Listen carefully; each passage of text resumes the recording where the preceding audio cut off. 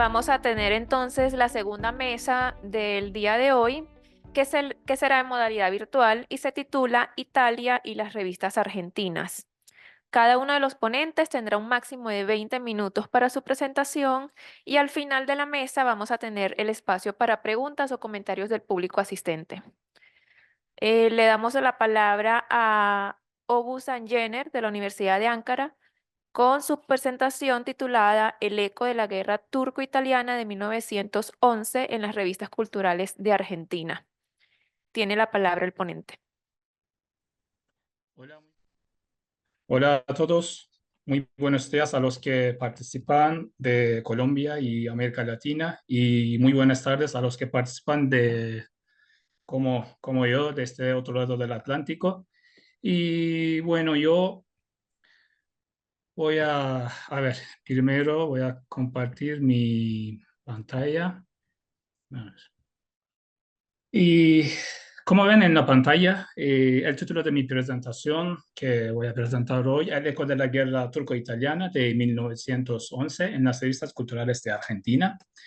Y yo quiero, antes de adentrarse en el tema, primero mencionar la guerra y sus consecuencias. Y luego, secundariamente, después hablar de la presencia italiana y otomana en Argentina brevemente para demostrar la relación entre la influencia de la colectividad otomana y italiana y la opinión pública y prensa argentina respecto a esta guerra. Y a continuación me centro en el eco de esta guerra en la vida cotidiana y social de Argentina, mostrando algunos ejemplos concretos que se publican en las revistas culturales de Argentina. Y por último, destacar la presión y influencia de la colectividad italiana en Argentina y la diferencia de la posición entre la prensa y el gobierno argentino.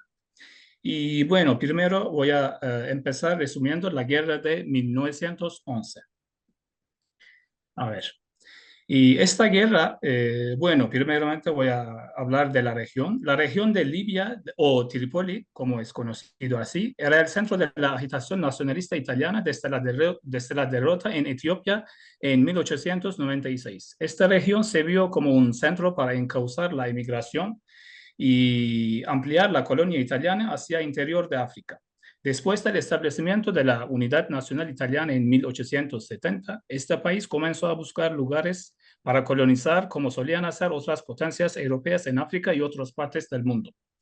Las ambiciones de otras potencias europeas sobre el norte de África animaron también a Italia para tomar parte en esta repartición colonial, como se lo había concretado con la conferencia de Berlín, donde se debatió la repartición de la región por potencias coloniales europeas. Según el cónsul general otomano en Buenos Aires, que se llama Emir Emin Arslan, Italia ocupó a Libia porque lo había visto como una compensación de la conquista de Túnez en 1881 por Francia. La ocupación de Libia le sirvió como un instrumento para aumentar su influencia en el mar Mediterráneo. Y en este contexto geopolítico, Italia dio una nota diplomática al Imperio Otomano en la que justifica su causa, su posición, como que debido a la posible rebelión de los naturales, la inseguridad de los italianos y otros comerciantes europeos, y estar en peligro sus intereses económicos en la región debido a las medidas tomadas por el Imperio Otomano y como la llegada de un buque otomano a Libia. Y frente a estas condiciones, Italia se vio obligado a ocupar la región de Libia.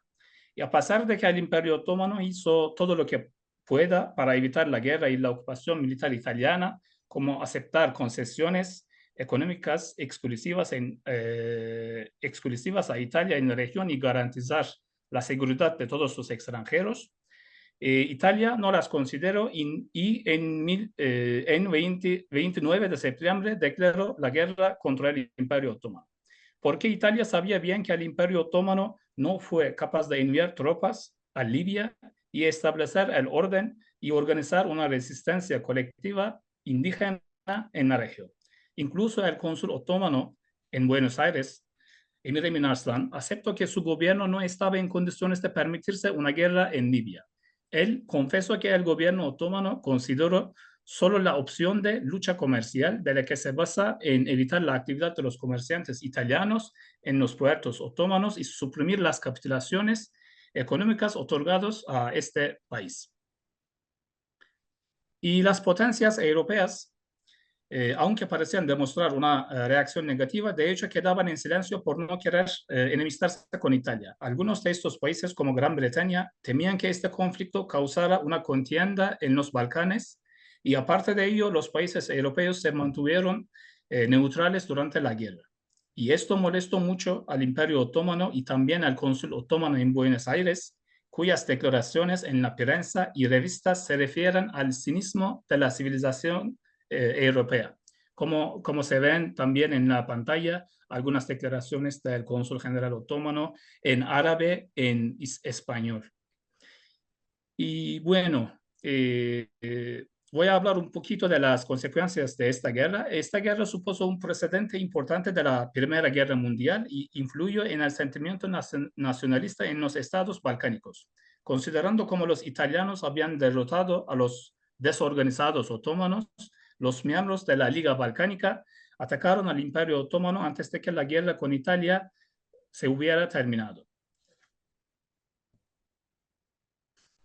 Y el Imperio Otomano otorgó oficialmente autonomía a las provincias libias. Por su parte, Italia promulgó un decreto anexándolas que las potencias se apresuraron a aceptar. Las dos partes firmaron dos tratados, el de Ushi del 15 de octubre y el posterior de Lausanne del 18 del mismo mes. En ellos se disponía la evacuación otomana de Libia. La invasión de Libia acabaría resultando una empresa muy onerosa para Italia. La guerra costó a Italia mucho dinero y supuso malgastar todas las reservas que Italia había logrado acumular durante los 10 años anteriores. Y militarmente, Italia había quedado mal parada por la lentitud de los avances de sus ejércitos en África, porque no suponía que los soldados otomanos lograron organizar una resistencia local, la que pudo crear dificultades para el ejército italiano con la guerra de guerrillas. Después de la retirada del ejército otomano, los italianos pudieron extender su ocupación hacia el resto del país durante el año 1913. Parte de la ocupación se llevó a cabo mediante el soborno de los notables regionales. Sin embargo, el estallido de la Primera Guerra Mundial y la necesidad de llevar tropas de vuelta a Italia, la proclamación de la yihad por los otomanos y la sublevación de los tripolitanos en Trípoli forzaron a los italianos a abandonar todos los territorios ocupados. A finales de 1914, las últimas tropas italianas abandonaron el territorio y se refugiaron en el Túnez francés. Bueno, después de resumir la guerra de Libia, ahora voy a hablar un poquito de la posición de la colectividad italiana y otomana en Argentina. Estas dos colectividades fueron unos de los grupos migratorios más voluminosos en Argentina. Solían enfrentarse muchas veces en el suelo argentino en términos económicos. Se sabe que los inmigrantes italianos habían dominado el comercio en Buenos Aires hasta que la inmigración otomana comenzó a aumentar considerablemente a partir del inicio de la década de 1880. Habiendo sido el núcleo de la inmigración general, este grupo establecido temió perder su dominación frente a estos comerciantes ambulantes otomanos que viajaron la ciudad puerta por puerta para vender sus artículos. Esta competición comercial y el conflicto de interés entre estos dos grupos migratorios más importantes, bueno, no podemos decir más importantes, pero entre los más importantes, podemos decir así, se intensificó a partir del comienzo de la década de 1900 con el aumento de la inmigración otomana. Todos los inmigrantes otomanos recién llegados se dedicaron casi colectivamente al comercio ambulante, profesión que constituyó un descontento entre los inmigrantes comerciantes italianos. Y aún algunos políticos argentinos relacionaron la salida creciente de los italianos hacia 1910 con el aumento de la inmigración otomana y su dominación en el comercio.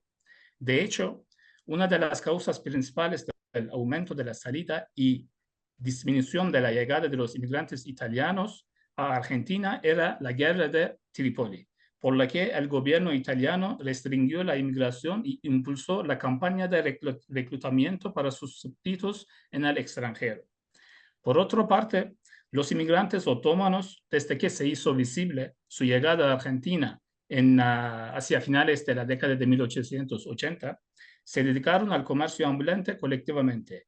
Y entonces la llegada de esta inmigración oriental no se ha esperado, esta inmigración oriental no se ha esperado nunca por las autoridades argentinas. Entonces, bueno, además, con el cambio de la perspectiva en la ideología del cosmopolitismo en Argentina por un nacionalismo argentino que surgió de la necesidad de constituir una identidad argentina nacional, los migrantes menos deseados que no tienen mucho en común con la sociedad argentina, podemos llamar como los inmigrantes otomanos, africanos, judíos, chinos, japoneses, quizás podemos referirnos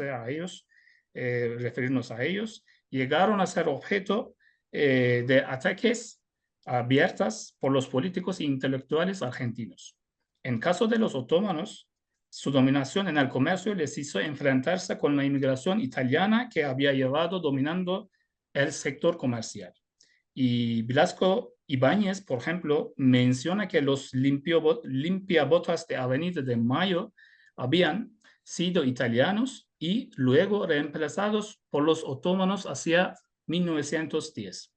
Es decir, hubo una lucha económica y comercial entre estos dos grupos migratorios principales de Argentina. Y este fenómeno migratorio a veces se asocia de manera irónica con las noticias de la guerra, y me refiero a la guerra de Trípoli, claro, y políticas de países de guerra con los asuntos políticos de Argentina de época. Por ejemplo, teniendo presente la disputa y desacuerdo entre los países de inmigración y Argentina respecto a las condiciones físicas de los barcos y medidas sanitarias, una publicación de la famosa revista Caras y Caretas se hizo crítica de las políticas migratorias de Italia. Bueno, aquí podéis observar, podéis ver esta caricatura que se representa este relato. Y bueno, según la cual, según esta caricatura, podemos decir caricatura, el presidente argentino envió un telégrafo al sultán otomano aconsejándole que si quiere evitar el desembarco de tropas italianas a Libia, podría mandar inspectores sanitarios. Aquí se hizo referencia directamente a no cuidar mucho las medidas sanitarias en los barcos de inmigración italianos. Y en otra publicación, la lentitud de avance de las tropas italianas en Libia se asoció con un incidente en la provincia de Santa Fe de Argentina, que las autoridades argentinas no pudieron intervenir a tiempo.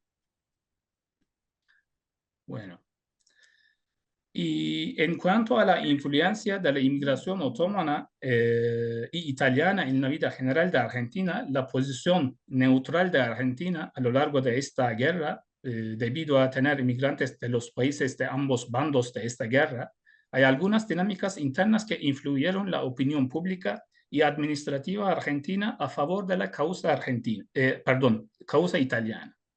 Ante todo, como se sabe que la inmigración italiana fue el núcleo de los movimientos migratorios hacia Argentina. Los italianos que llegaron al país llevaban encabezando el gráfico de inmigrantes según la nacionalidad a lo largo de época de inmigración en masa. La creciente llegada de los italianos y su dominación en el sector comercial y económica, claro, jugó un papel importante en el desarrollo del país. Bueno, retomando el tema esencial de nuestra ponencia, como el eco de la guerra en Argentina, mientras siguió este conflicto de interés entre ambos grupos en Argentina hacia 1910, que es una fecha muy importante que representa el centenario de la independencia de Argentina, se desató esta guerra de Libia un año después, en 1911, ¿no?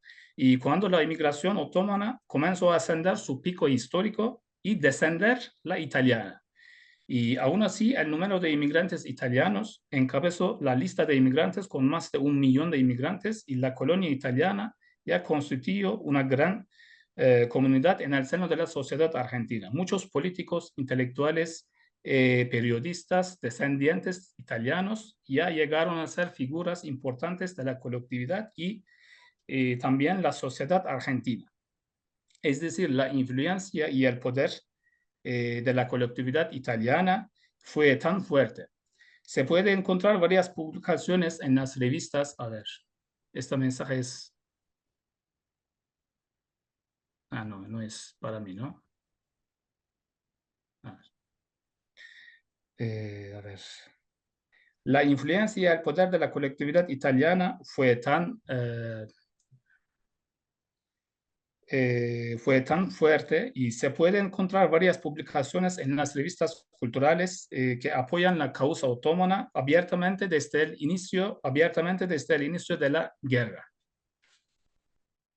Y entonces es normal que esta colectividad tuvo relaciones estrechas con la administración y élites y sociedad argentina, y lo que le permitió ganar simpatía y apoyo durante la guerra de Libia. Por otro lado, la percepción de la sociedad y élite argentina respecto a los inmigrantes otomanos fue muy negativa hacia 1911. El cónsul general otomano, cuando llegó a Argentina en 1910, un año antes de esta guerra, se debatió en el Senado, la prohibición de la inmigración otomana por ser inútil y desalojar a la inmigración europea del país, y particularmente se refieren a la inmigración italiana. Teniendo presente estas dos, bueno, podemos decir, dos dinámicas internas de Argentina y la relación y influencia de las colectividades con la sociedad receptora, la posición de la colectividad otomana pareció estar en una posición muy desventajada en comparación con la italiana, ¿no? Y por otra parte, la posición neutral de Argentina en esta guerra se hizo eco en las revistas culturales del país también. Este tema de neutralidad solía ser tratado en algunas publicaciones que cuestionan la posición de Argentina por parte de la colectividad italiana. Las publicaciones de esta índole corresponden justo después de la declaración de la guerra por Italia y tuvieron el papel por hacer propaganda diplomática, podemos escribir así, este tipo de esfuerzos, y pública para obtener apoyo político y moral del gobierno argentino.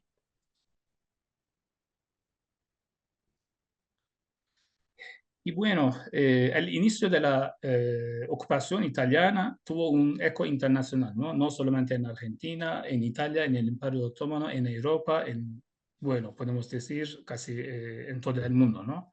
Y Argentina fue uno de pocos países que albergaron a la vez los inmigrantes otomanos e italianos.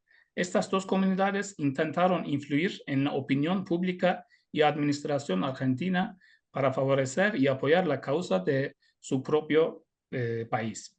Además de estas iniciativas, a través de la prensa de ambas colectividades argentinas, esta lucha propagandística tuvo un cierto impacto en la vida cotidiana, política y sociocultural de Argentina. En este sentido, esta lucha se refleja también en muchas caricaturas, imágenes, opiniones, artículos en los que se representan la charla, debate sobre la guerra de Trípoli entre los inmigrantes otomanos y italianos, o también entre los argentinos y estos grupos migratorios, ¿no? En las cafeterías, como veis ahora en la pantalla, un debate, una discusión entre dos inmigrantes. No sabemos son argentinos o son otomanos o italianos, pero hablan de este tema. Eh, a ver, sí, en las cafeterías, restaurantes y simplemente también en las calles, ¿no? A veces llegan a los manos cuando discuten esta guerra entre sí mismos, ¿no?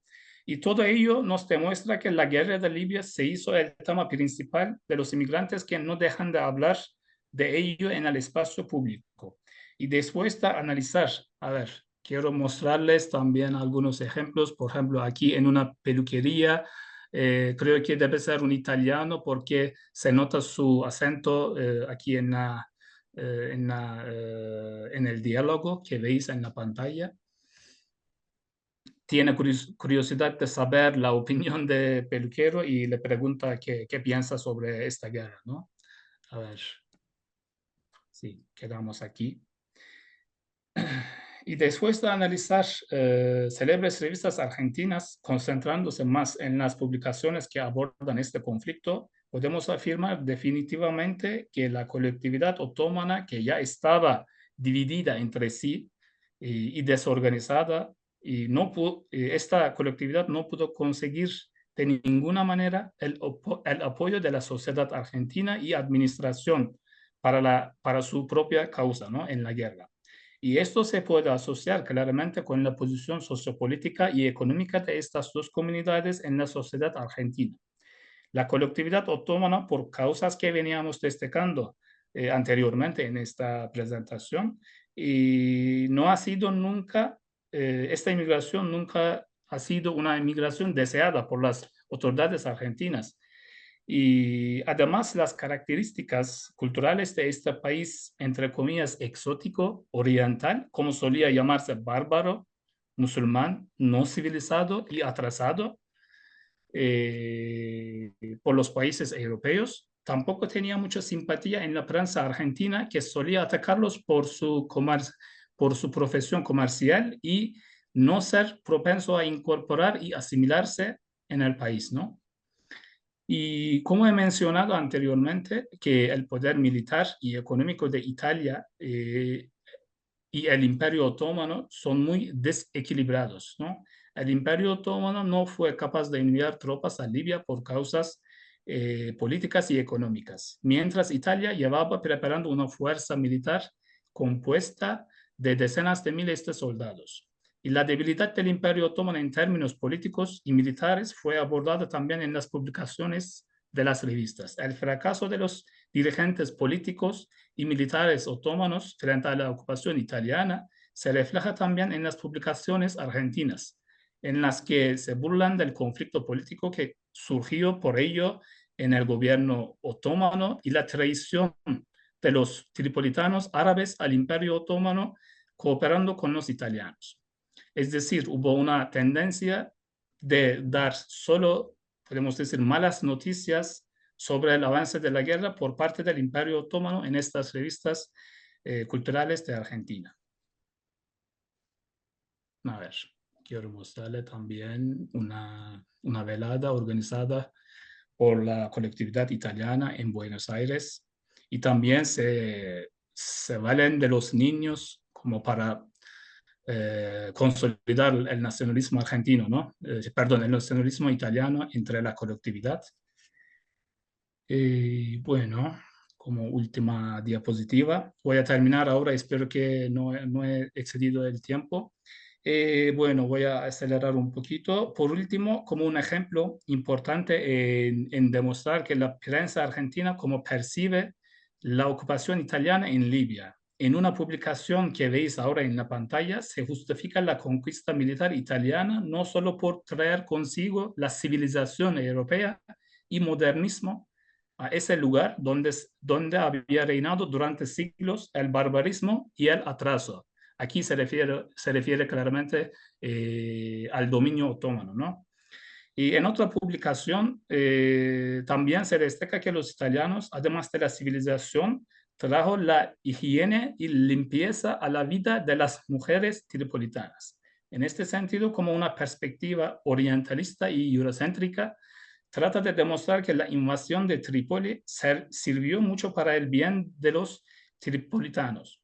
Todo ello implica que la ocupación o invasión italiana no se debe describir de esta manera, sino la conquista del barbarismo y el atraso por la civilización europea y modernismo. Y Italia trajo consigo esa civilización, ¿no? Y este tipo de publicaciones sirvieron de justificar la invasión italiana injusta en Libia. Y bueno, como conclusiones para terminar, podemos decir que la guerra de Libia tuvo un gran eco en la vida cotidiana, sociopolítica y económica de Argentina, debido a tener cientos de miles de inmigrantes italianos y decenas de miles de inmigrantes otomanos. Y como hemos demostrado, algunos ejemplos que después de la declaración de la guerra, publicaron varias noticias, opiniones, caricaturas, artículos, etcétera, están relacionados con el avance de la guerra y el eco de esta guerra entre los inmigrantes italianos otomanos que forman parte de la vida sociopolítica de Argentina, ¿no?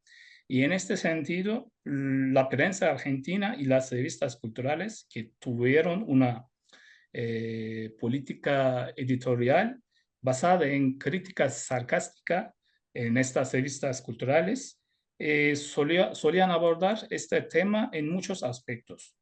La mayoría de estas publicaciones, aunque no declaran abiertamente, oficialmente, su posición política, trataron de justificar la ocupación italiana en Trípoli y se refieren a los turcos mayoritariamente con las palabras tales como el atraso, dominio y barbaridad, ¿no? Barbarismo. Y para terminar, podemos decir también el poder asociativo, político, económico y social de estas dos colectividades migratorias en Argentina jugó un papel importante, decisivo en orientar la opinión pública y administración argentina respecto a esta guerra, ¿no? Sin embargo, debido al gran peso de la colectividad italiana en Argentina y su influencia en sectores políticos y élites, la colectividad otomana no pudo conseguir tener mucho apoyo propagandístico de estas revistas y también la prensa generalmente, la prensa argentina. Y como hemos puesto de relieve con algunos ejemplos durante esta presentación, no pudo tampoco mantener, bueno, esta prensa, la prensa argentina, sí, no pudo mantener neutral de ninguna manera por la influencia creciente de la colectividad italiana. Y a esto, como último, se agrega que la posición débil de la colectividad otomana en Argentina y la percepción negativa a los ojos de la administración argentina por motivos socioeconómicos y culturales contribuyeron a socavar la causa otomana que no pudo conseguir mucho apoyo sociopolítico en este país. Bueno, mi presentación ya se termina. Muchas gracias. Espero que no he excedido el tiempo. Discúlpame. Muchas gracias por escuchar.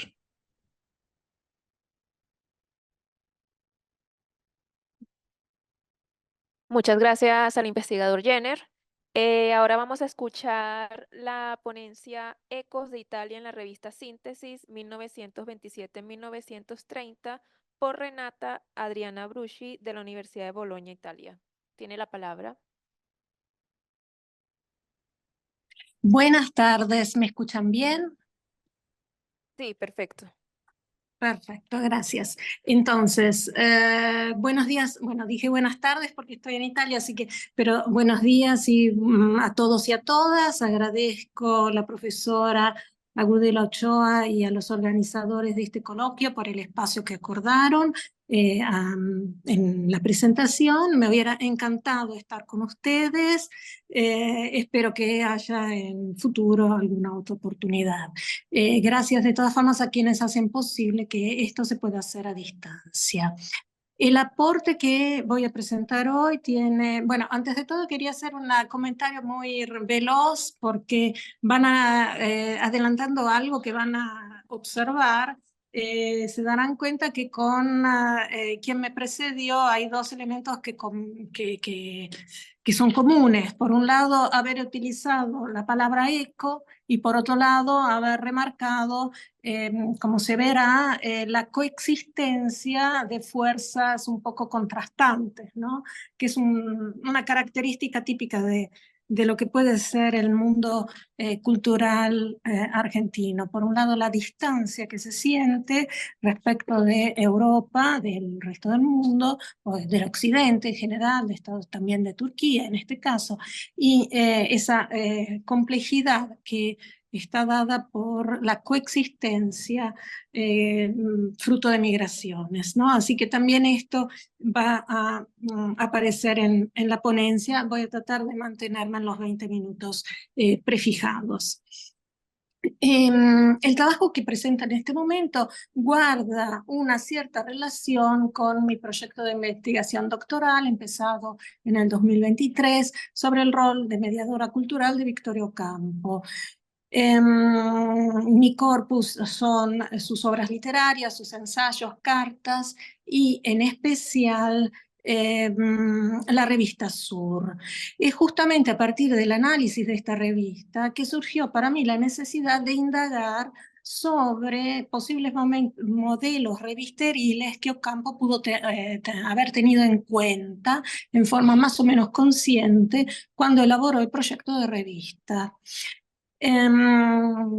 Así fue como di con la revista Síntesis, que en realidad no es ni muy conocida ni muy presente en las críticas, pero presupongo que Victoria Ocampo la haya conocido, dado que no solo viene nombrada en algunos momentos, sino que Martín Noel, que fue el director de redacción, era conocido de Victoria Ocampo y al mismo tiempo tenía una actuación en la Asociación Amigos del Arte, para la cual Ocampo organizaba a veces conferencias. Así que ese es el ambiente en que se movía Victoria Ocampo y en que madura la experiencia de esta revista. Pocos en realidad son los estudios que se dedicaron hasta el presente a indagar, por un lado, la relación de Ocampo con la cultura italiana y en general a indagar las posibles fuentes italianas de obras clásicas de la literatura argentina. Es una tarea que desarrolló ampliamente Alma Novella Marani a finales del siglo pasado. Y aprovecho para citar y saludar a la profesora Silvia Catoni, que desde Córdoba nos está siguiendo, la cual también trabaja en esta dirección.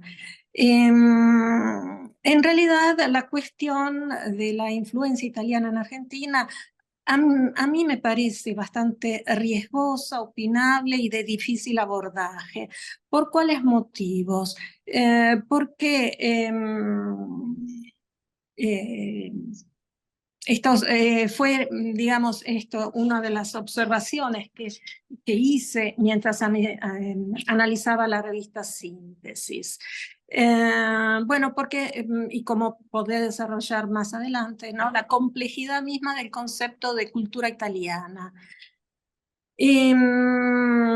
Lo que a mí me interesó examinar mientras analizaba los 41 números de esta revista que aparece en 1927 y termina de publicarse en 1930, fue entender cuáles fueron los canales que permitieron el diálogo entre los exponentes de la cultura italiana argentina, quienes ofrecieron sus notas, sus textos, cuáles fueron los temas dominantes, cuáles fueron los propósitos de quienes participaron, de quienes colaboraron, y cuál es la imagen italiana que se desprende de la página. Son varias cuestiones, lamentablemente el tiempo acotado me va a permitir desarrollarlas muy brevemente.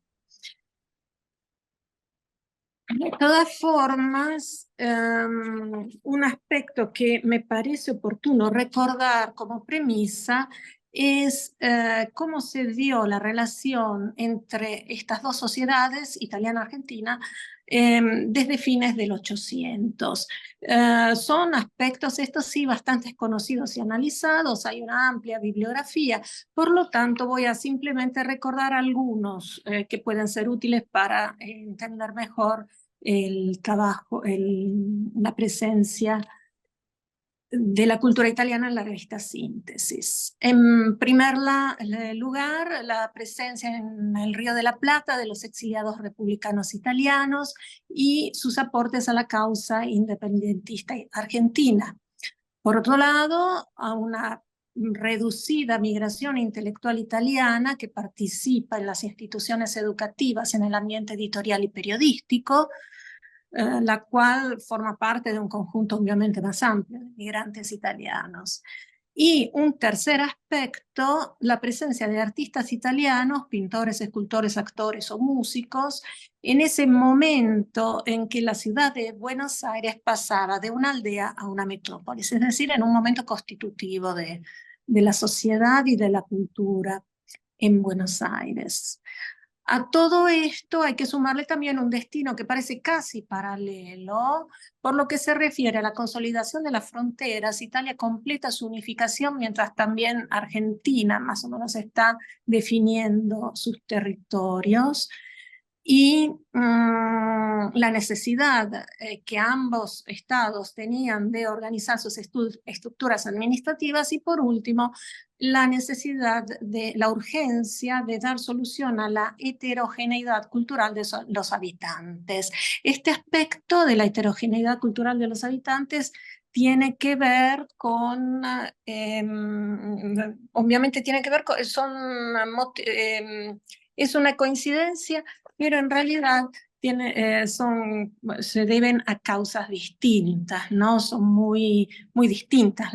¿Por qué Italia tiene una cultura heterogénea y por qué la Argentina la tiene? Esas son causas distintas, pero el hecho es que son heterogéneas.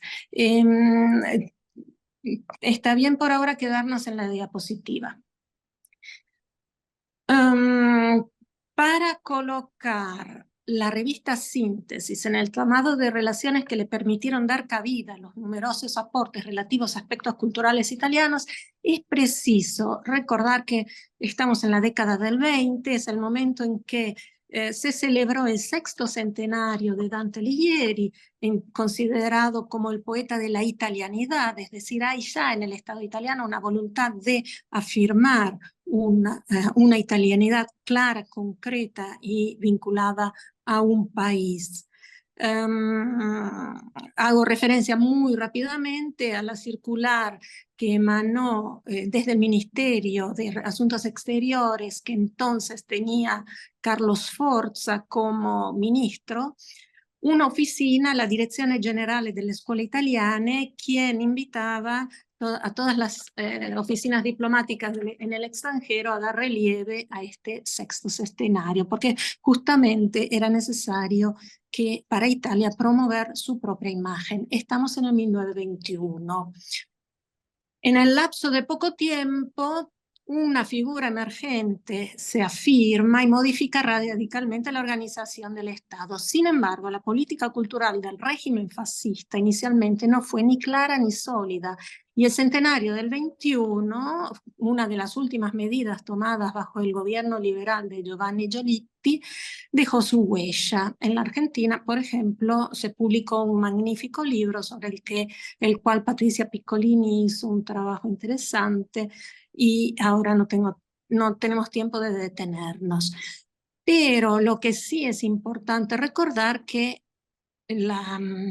Italia tenía un problema en Argentina evidente, que era la escasa alfabetización del migrante. Para eso habían surgido no solo varias escuelas vinculadas a asociaciones, sino también la Sociedad Dante Alighieri existía ya desde finales del 800. Además, volviendo a la década del 20, este es un momento en que hay distintas visitas literarias. Por ejemplo, Pietro Hillary del 24, Pirandello en el 26, Marinetti 26, el pintor Mario Bacchelli, que se queda largo, el hermano de Riccardo Bacchelli, desde el 24 hasta el 29, vive en Argentina, la pedagoga María Montessori. Sobre la exposición del libro ahora no me detengo y voy a eso. Es decir, si por un lado la colectividad italiana estimuló los momentos culturales, también es cierto que la sociedad argentina parece tensionada por los cambios que Beatriz Sarlo ilustró en su ensayo una modernidad periférica, Buenos Aires 1920-1930, donde en realidad las referencias a las revistas literarias se concentran en Nosotros, Proa, Inicial, Martín Fierro, Sur, Sagitario, cosa rara pero aparece, y son muy, no aparece Síntesis, por lo que tengo estudiado, no sé, se me habrá pasado, puede ser, pero no hay una parte en que profundiza esta revista. Y son escasos los momentos en que Sarlo pone de manifiesto el aporte de la cultura italiana a la formación de la cultura argentina, casi como si fuese naturalizada su presencia. Esta es una de las hipótesis que yo hago, porque una de las preguntas que me planteo es ¿por qué es tan difícil, por qué es tan riesgoso analizar en qué medida hay una influencia italiana? Bueno, son tantas las razones, pero por un lado es esta presencia muy temprana desde el inicio y una población muy numerosa de italianos y descendientes. Vayamos entonces a esta altura directamente a la revista Síntesis. La revista Síntesis,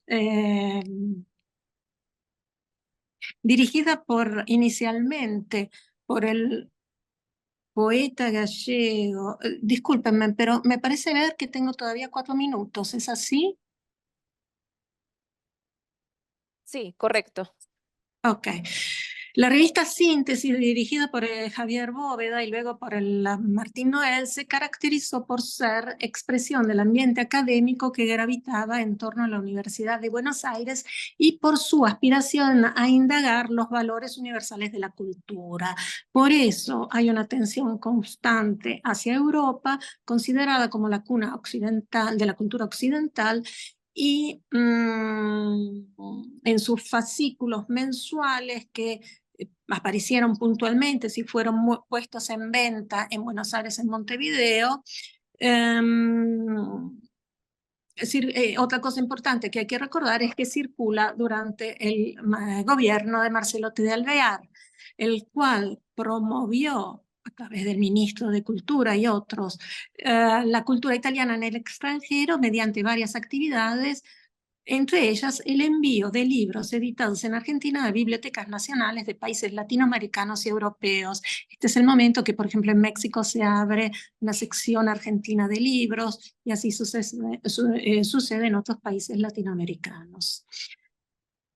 Y sería interesante, pero falta el tiempo, analizar toda la evolución que se da en la apertura hacia las literaturas o la cultura de otros países. Lamentablemente ahora yo no puedo detenerme en esto, eventualmente quedará como tema para el artículo que escribo, que voy a mandar, y voy directamente a las presencias italianas. Inicialmente hay algunas notas, por ejemplo, llama la atención que Ravignani desde el primer número ponga en claro la presencia de Croce en la filosofía que se practica en Argentina, en los estudios filosóficos en Argentina. Esto después será levemente modificado, dado que a partir del año de mitad del 1928, fines 1928, 1929, es mucho más fuerte la presencia, digamos, de esos periodistas, escritores o momentos culturales que la política italiana, el gobierno italiano decide promover. Croce obviamente estaba, digamos, apartado de la vida pública. Gentile, en cambio, tenía mucho más espacio. Efectivamente, se desarrollaron más los temas que eran vistos positivamente por el gobierno italiano. Pocos fueron los críticos literarios y en general prevalecieron jóvenes, como por ejemplo Rocco Cartoscelli, escritor traductor, o Hugo Cuesta, caso muy interesante porque él fue el jefe de redacción de la revista Augusta, que estaba dirigida por Ciarlantini y que era claramente expresión del poder. Pero participa Lionello Fiumi, ensayista muy interesante, con un interesante documento sobre la literatura italiana vista desde el exterior. Él estaba viviendo en el exterior. Hay otro realmente muy interesante de Giambattista Angioletti, no sé si lo vieron, si pasó antes, sobre la polémica Strapaese Stracittà, sobre la que ahora no puedo detenerme. Y esto por lo que se refiere a los colaboradores desde Italia. Después estaban los italianos residentes en Argentina, cuyas colaboraciones resultaron ser más continuativas. Y aquí, cosa interesante, aparece el nombre de una mujer, Clara Bistoni Testena. Hablan de letras italianas. De todas formas, el colaborador que tuvo una mayor presencia fue Lamberti Sorrentino, quien se ocupó de una sección llamada Letras Italianas, que empezó hacia 1928, pido disculpas. Esa sección, Letras Italianas, aparecía en la sección Bibliografía. La revista estaba dividida en una primera parte de artículos, después estaba la bibliografía, las crónicas, las notas, fue cambiando un poco, pero fundamentalmente el tema era este. Es decir, que Lamberti Sorrentino y Folco Testena, junto a Clara Bistoni Testena, son las que mayoritariamente desde Argentina participaron. Colaboraron con temas italianos también Guillermo de Torre, Ernesto Jiménez Caballero, el suizo Guy de Portales, y voy a las conclusiones. El caso de la revista Síntesis permite afirmar que en la década del 20 la cultura italiana estuvo ampliamente documentada, si bien con ausencias. Por ejemplo, no fueron nunca publicados ni versos ni páginas de novela, a diferencia de otras literaturas, que fundamentalmente la argentina y la española. Por lo tanto, la cultura italiana fue presentada a los lectores y las lectoras al par de otras culturas extranjeras. La atenta política de relaciones sociales, el entramado justamente de esas relaciones que era sostenido por el Consejo Editorial, favoreció las ideas y las obras elaboradas en Italia entre los exponentes del ambiente literario de Buenos Aires. Y a partir de allí, esas novedades probablemente se propagaron hacia distintas regiones de América Latina y de Europa, donde la revista era recibida. No tuve tiempo de analizar este aspecto, que seguramente es muy interesante. Yo quise poner ahí algunas publicidades, por un lado, porque son indicativas también de cuáles eran los apoyos financieros. Ese es otro tema muy importante, ¿no? ¿Cómo fue posible que una revista por 3 años y más, 3 años y medio, se publicara rigurosamente siempre con un aspecto cuidado y con una gran riqueza de notas? Una revista literaria, bueno, el aspecto material y financiero tiene que ser analizado para poder llegar a una respuesta integral al tema. Por lo tanto, queda abierto este aspecto de poder examinar cuáles fueron los suscriptores, cuánto se vendió en las librerías y cuánto hoy queda en bibliotecas de esta revista. Es una tarea pendiente. Yo les agradezco por la atención. Muchas gracias a ambos ponentes por sus presentaciones y damos espacio entonces a intervenciones del público, si tienen alguna pregunta o comentario para nuestros ponentes, tanto virtual como presencial. Aquí en el público asistente tenemos una intervención, 2 intervenciones. Bueno, buenas tardes, muchas gracias por la presentación. Tengo una pregunta general para los dos y una para Jenner. Entonces, la primera pregunta para los dos es si dentro de sus investigaciones han de pronto considerado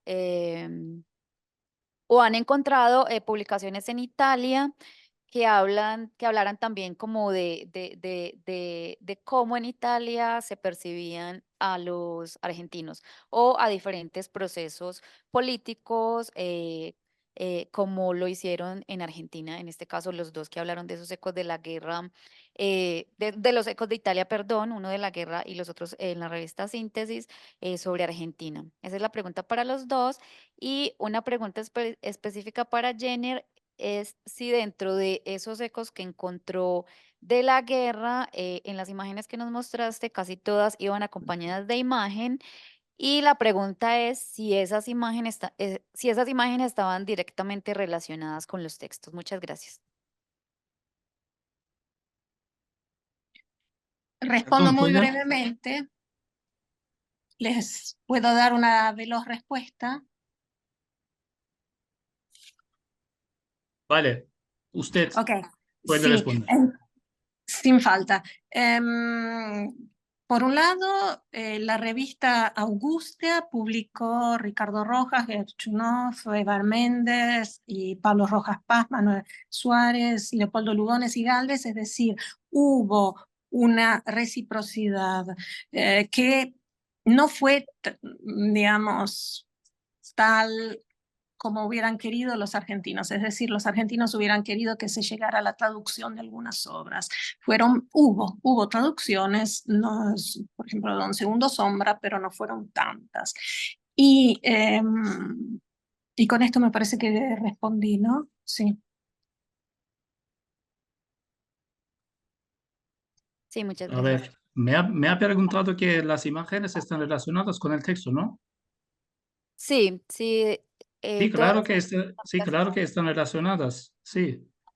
Pero yo no me gusta mucho poner la imagen y un texto y no quiero, no me gusta mucho leer este texto y directamente del texto que he preparado para la presentación. Yo siempre elijo una imagen que representa, simboliza lo que yo explico durante este tipo de presentaciones. No directamente están relacionados, como digo, y esta imagen directamente está relacionado, pero sí, en el contexto general sí que están relacionados. No sé que usted ha leído totalmente lo que yo he escrito en las explicaciones de estas imágenes que ves en la presentación. Y si quiere, yo puedo compartir de nuevo mi presentación aquí. No, Podemos era ver. solamente una pregunta, pues era curiosidad en Ah, saber vale, si ok, estaban ok, ok. relacionadas. Sí, sí, todas están relacionadas y también yo he puesto todas las fuentes. Si ha notado esto, Sí, todas las fuentes y la fecha, etcétera. Si quiere tener más información, puedo compartir con usted. claro que sí, muchas gracias. De nada.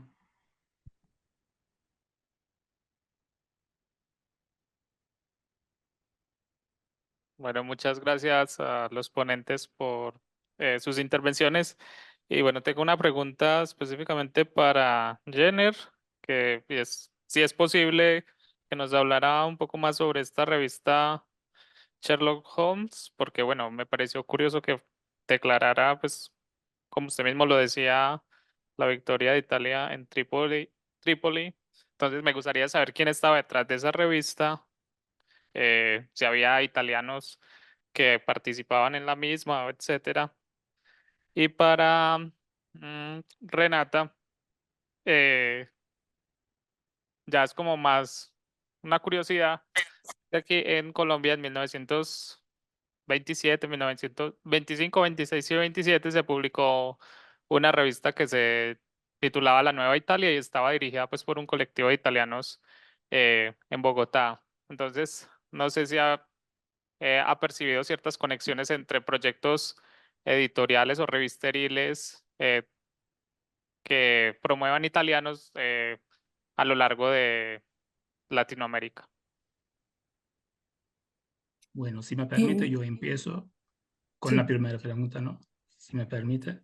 A ver, el fundador de esta revista, Sherlock Holmes, es que yo también he buscado un poco de información porque también me llama la atención porque su posición editorial está muy relacionado con la causa italiana, pero por desgracia yo no podía encontrar mucha información. Sí que he encontrado quién ha fundado esta revista, pero lo que pasa es que yo no pude acceder a alguna información que es italiano o español, pero su nombre parece ser español, pero no sé exactamente es italiano o de otra nacionalidad. Y lo que sé es que esta revista se publicó entre 1911 y 13. Cuando pensamos en las fechas de la guerra, parece que esta revista se fundó directamente para apoyar a la causa italiana y quizás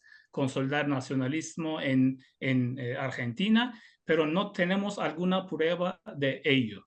Lo que yo he encontrado como información es que la verdad es que he encontrado algunos artículos en los que no pude encontrar alguna referencia a su fundador. ¿Es italiano o no? Bueno, interesante. Interesante, supongo que es un pseudónimo, hay que evaluar la posibilidad que sea un pseudónimo. Entonces, agradezco por las preguntas y en lo que se refiere a la Nueva Italia, es un tema bastante complejo, ¿no? Porque me estuve ocupando recientemente sobre las exposiciones de libros que se hicieron en los inicios de 900. Ahora, yo no recuerdo muy bien la fecha, pero no, 1928, Lipsia, me parece. No quisiera decir una cosa por otra. ¿Qué pasa? Una de las cosas que sí el gobierno de Mussolini quería hacer era controlar el cine y controlar la prensa. En esa exposición de Lipsia, por ejemplo, aparte que había un busto enorme que dominaba la sala y estaba solo la prensa filogubernamental, progubernamental. Esta revista del 2729, también por el título, por el nombre que tiene,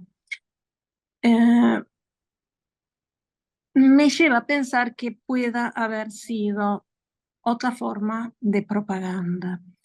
En Argentina, ¿qué sucedió? Que había ya una prensa muy, muy rica, variada, italiana. Se publicaba inclusive un periódico en italiano que era el cuarto por difusión en la ciudad de Buenos Aires. Y había una comunidad que estaba dividida, porque por un lado, inclusive había dos Dante Alighieri.